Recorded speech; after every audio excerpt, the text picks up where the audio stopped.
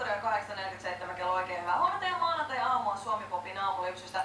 Puolen tunnin päästä starttaa sanaselityspeli, eli sanari jää, mutta kohta puhutaan vähän aupaireista, nimittäin aupairin ottaminen omaan perheeseen on nykyisin entistä kannattavampaa.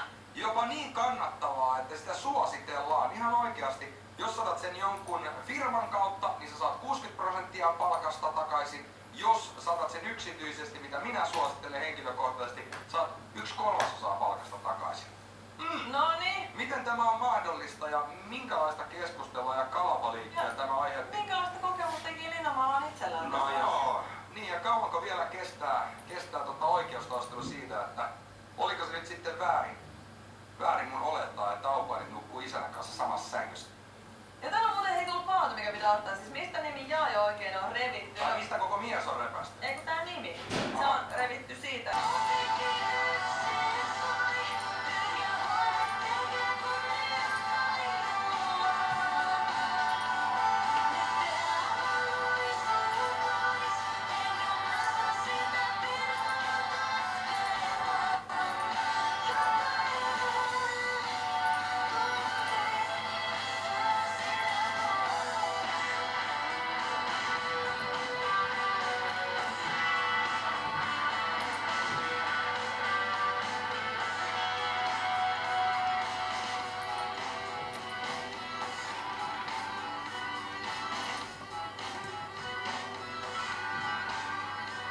Hyvää huomenta, kuka siellä?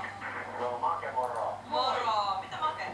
Ei ihmeitä. Kuule, tuli tuosta pikkuista mieleen, kun vaikka noita omia tenavia oli ja niin olisi ihan kiva piilokamerana nähdä millaista perhehelvettiä se siellä kotona on silloin, kun ei kamerat näe.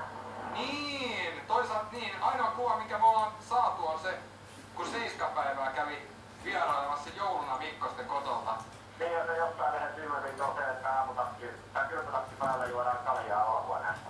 Joo. Niin se jäi kyllä mieleen ja sitten se, että mitenköhän tää majuri nyt, no niin, tähän vaihtoi tuossa taannoin nuorempaa sen emäntätä. Että Niin.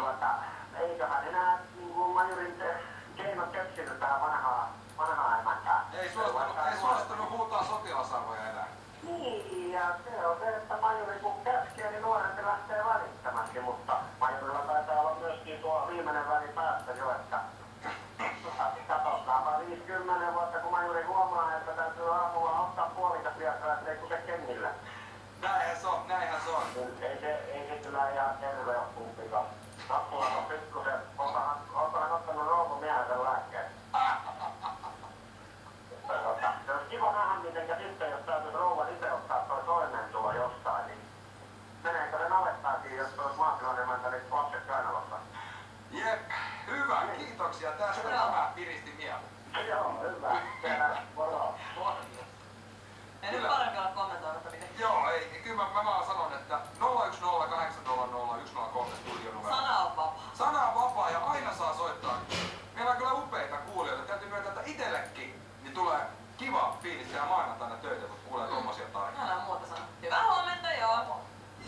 Radio Suomi Pop. Kato morjesta pitkästä aikaa. Mitäs kuuluu? Terve. Kiirettähän tässä pitelee. Jaha, kukas se nyt soittelee? Ei kato, Reikkönen soittaa. Mitä? Mutta ethän sä Räikköstä tunne. En, mutta Pomo tuntee. Lataa Pomo-palvelu ja tiedät kuka soittaa jo ennen kuin vastaat puhelimeen. Tilaa Pomo-palvelu lähettämällä tekstiviesti Tilaa Pomo numeroon 16505 tai katso pomopalvelu.fi. Lataa Pomo-palvelu ja tiedät kuka soittaa jo ennen kuin vastaat puhelimeen. Pomo-palvelun sinulle tarjoaa paikallisten puhelinyhtiöiden omistama kontaktia. Radio Suomi Pop. Parasta suomalaista musiikkia juuri sinulle.